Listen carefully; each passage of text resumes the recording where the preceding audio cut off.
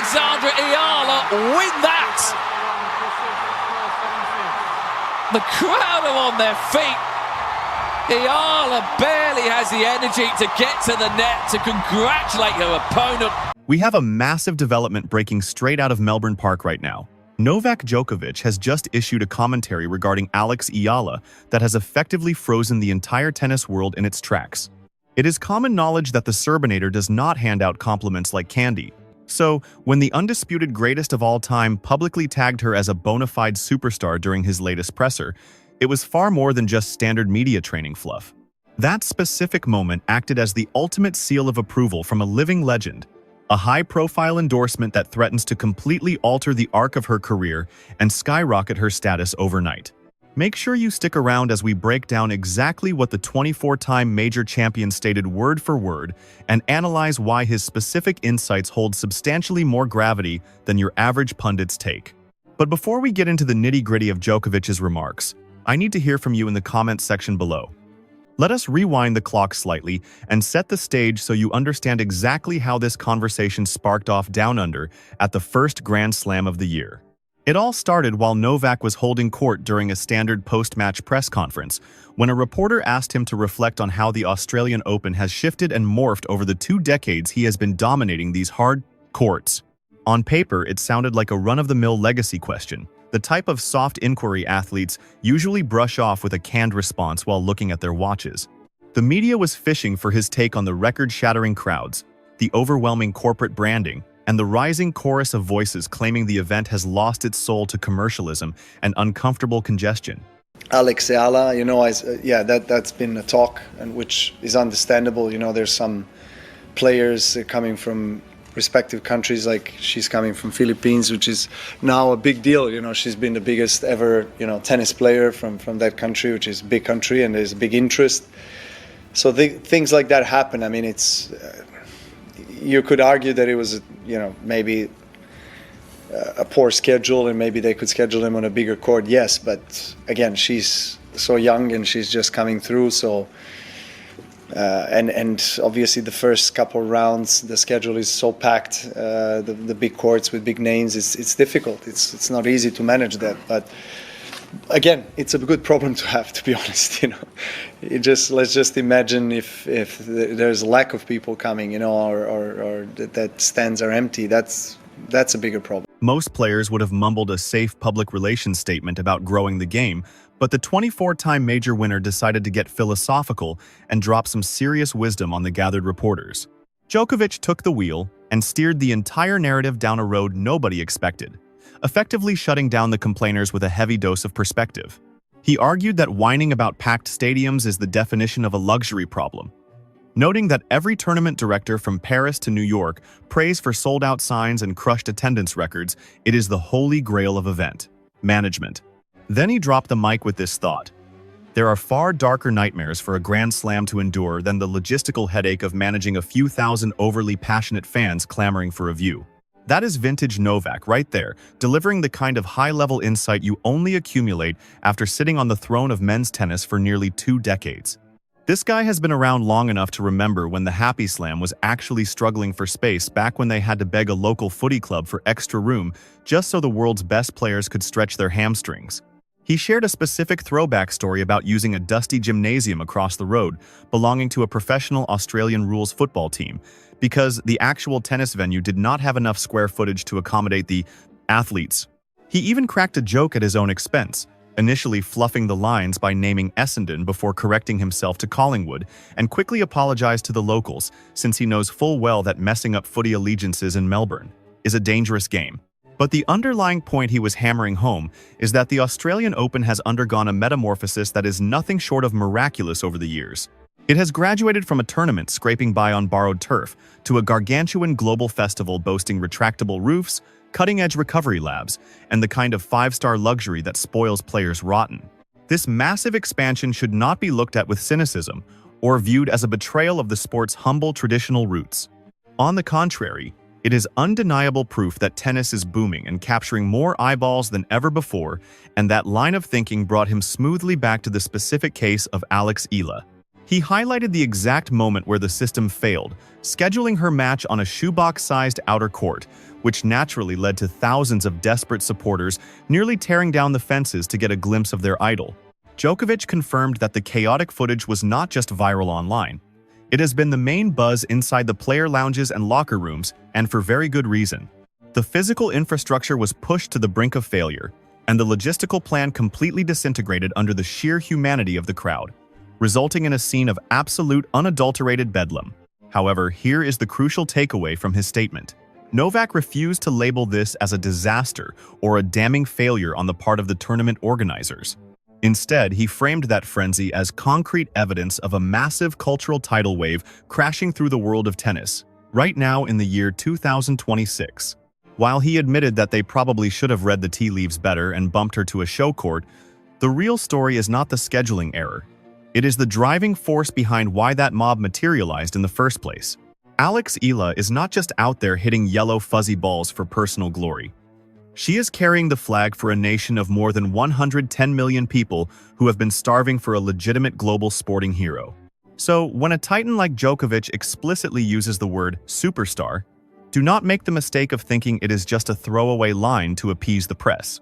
That is the greatest racket wielder in history, recognizing that Alex Eala has graduated from being a promising up-and-comer to something far more significant. She has officially shed the rookie label and evolved into a full-blown legitimate cultural phenomenon, the world stage. Now we have to inject a dose of brutal honesty into this conversation, because the reality of what went down is impossible to ignore. The Australian Open organizers absolutely fumbled the bag here and made a colossal miscalculation when they drew up the daily schedule.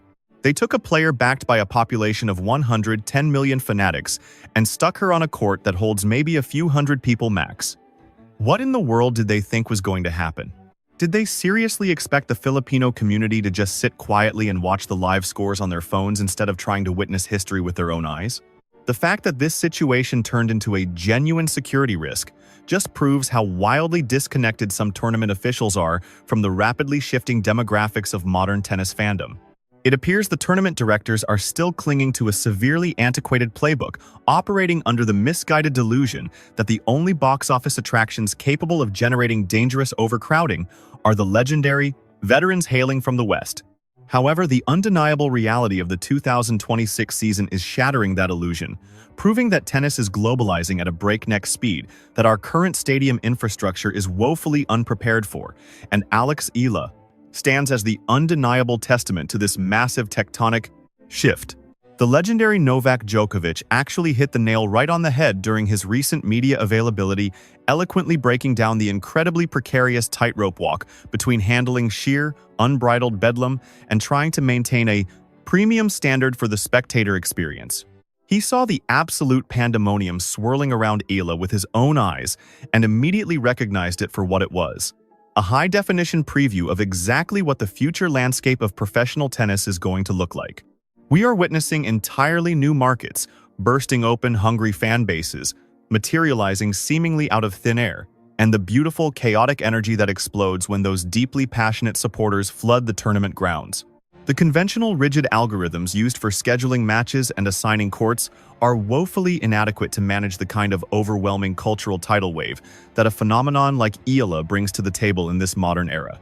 What is truly staggering is the sheer velocity of Eala's rise to prominence.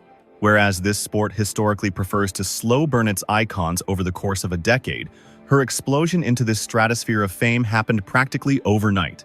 Under normal circumstances, a competitor is expected to toil away in the trenches of the tour for years, clawing their way up the ladder point by grueling point and slowly building a following one hard-fought match at a time. But with Eala, it was as if someone threw a massive master switch. One moment, she is a talented prospect, and the next, an entire sovereign nation is tracking her every movement, mobilizing by the thousands to watch every single stroke she plays. This generates a compelling, yet incredibly volatile situation because the foundational architecture of the tour, both the physical stadiums and the organizational systems, was never engineered to withstand this kind of pressure. The current infrastructure simply was not built to absorb this specific brand of instantaneous, explosive global stardom that completely bypasses the traditional gradual waiting period we are used to. Every logistical element from court allocation and primetime broadcasting slots to mandatory press commitments is still calibrated for an archaic bygone era of player development. Consequently, when a prodigy jumps the queue because of immense cultural influence and national importance, rather than just ranking statistics, it inevitably triggers significant logistical friction and administrative headaches behind the two scenes. This is exactly why Djokovic's perspective is so invaluable right now. He isn't just offering an opinion.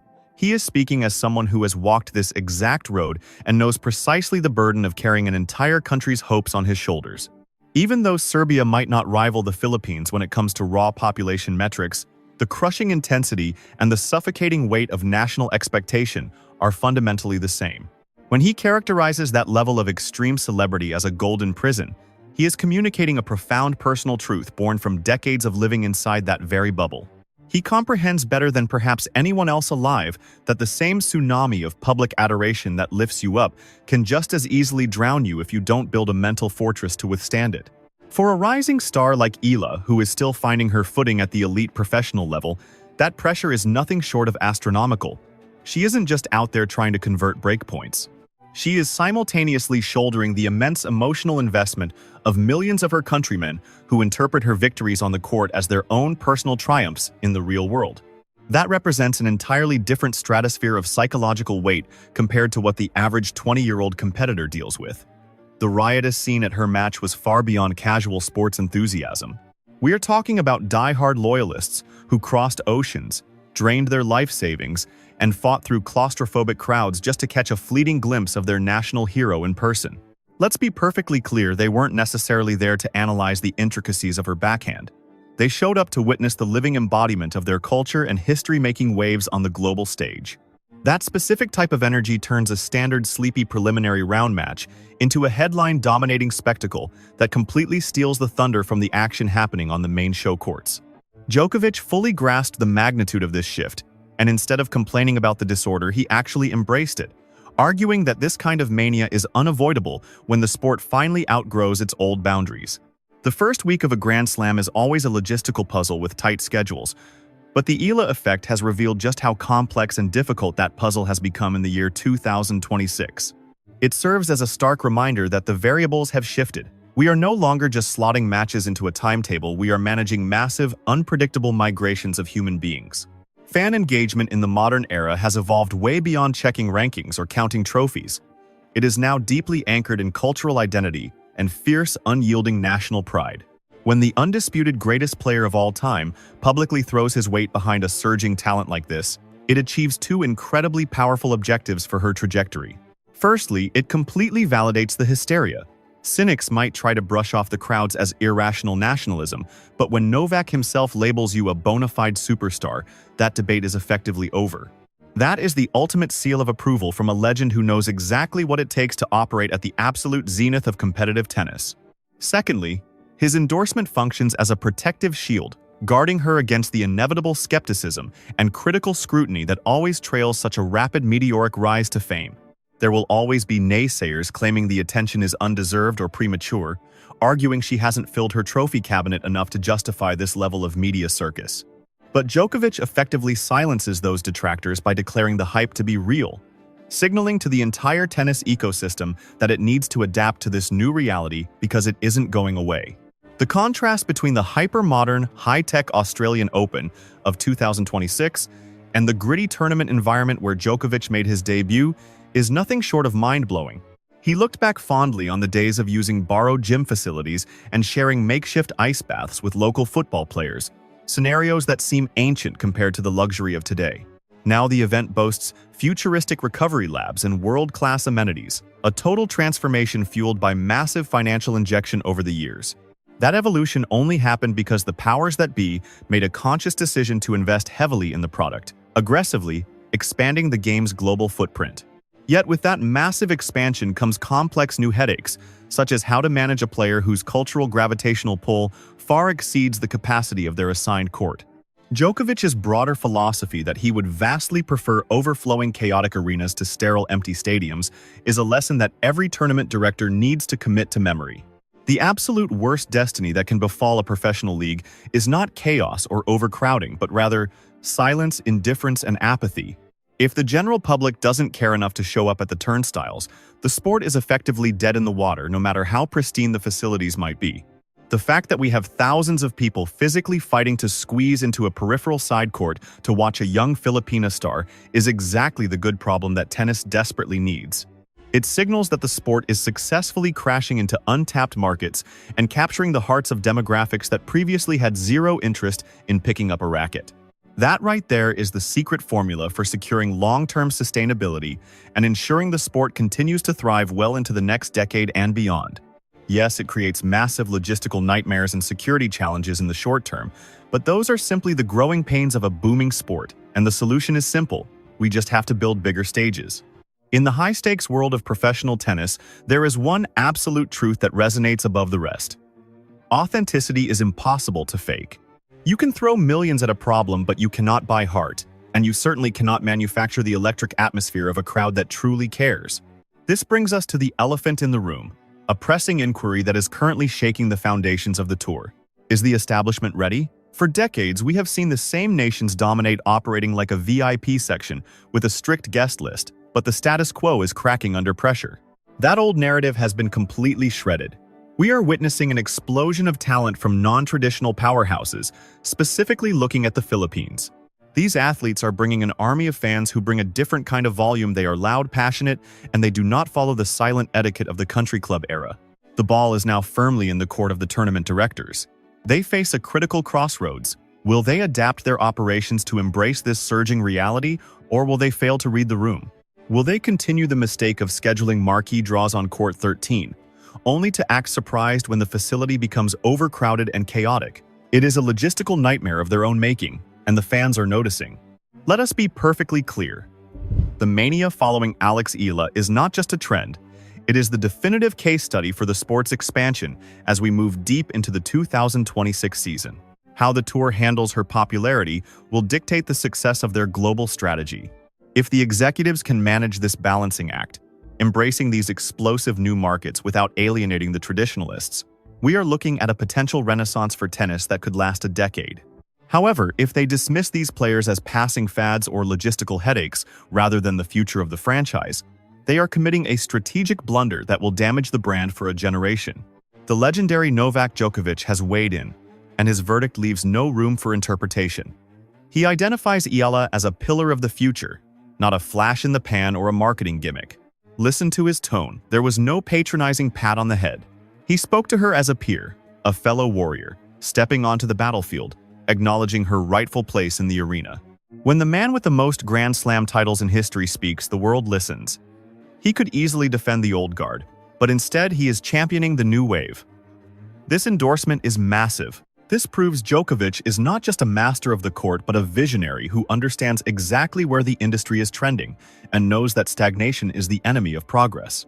Let's face the hard facts: the WTA and ATP cannot sustain growth by simply repackaging the same stories from the US and Western Europe. That well is running dry. To thrive in this hyper-connected era, the sport requires superstars from new territories to wake up dormant fan bases and inject fresh adrenaline into the global circuit. Alex Eala is the prototype for this evolution. Her significance transcends wins and losses. She is a seismic shift in the tennis landscape, representing a changing of the guard that the sport has desperately needed.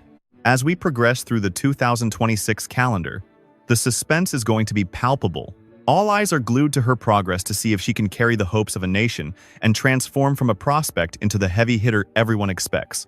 The burning question on everyone's mind is simple. Will the majors learn from the chaos? Will we see a schedule that respects players who move the needle and bring in viewership? Is the rigid infrastructure of the tennis world actually capable of flexibility?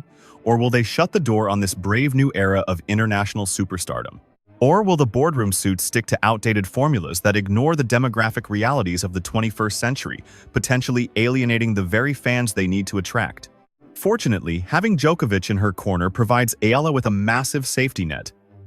As she navigates these choppy waters, his validation acts as a buffer against the inevitable media storms. When the critics inevitably sharpen their knives, she has the ultimate trump card. The greatest of all time stamped her as legitimate. That is a fact that cannot be debated. That endorsement serves as a suit of armor, deflecting the cynicism of pundits who love to tear down young athletes who rise too fast for their liking. Now, regarding the controversy about the Australian Open selling its soul to corporate interests that view as a bit myopic, we are missing the forest for the trees here. We are witnessing the natural maturation of a global entertainment property. Growth, expansion, and monetization are simply the nature of the beast in modern sports. Fans need to recall that those massive checks from sponsors are what pay for the retractable roofs and the life-changing prize money. You do not get a premium spectacle on a shoestring budget. Elite performance requires elite funding. If you want a world-class product, you have to accept that capital investment always comes with commercial requirements. The real test is keeping the spirit of the game alive amidst the cash grab. Can the sport grow its wallet without losing its soul? That is the critical metric. Credit where it is due, tennis balances this better than most leagues. Despite the logos and the ads, the integrity of the match usually remains intact. The rallies are real, the sweat is real, and no amount of marketing can fake a forehand winner. As long as skill decides the outcome, the corporate backdrop is secondary. As long as meritocracy rules the court, the noise doesn't matter. This brings us back to the main point. Djokovic did more than offer a polite compliment. He effectively passed the torch and simultaneously put the entire tennis establishment on notice. He is telling them to wake up and prepare for the future. The overcrowding and noise we saw? That wasn't a bug. It was a feature. It is proof of life. It demonstrates that tennis is breaking out of its shell and reaching people it never reached before. If you are hyped for this new era of high-octane tennis and want to stay on top of these developing stories, make sure you smash that like button and keep it locked right here. We want to hear your take in the comments below. Does Alex Eala have the mental toughness to live up to this insane hype in 2026? Let the debate begin.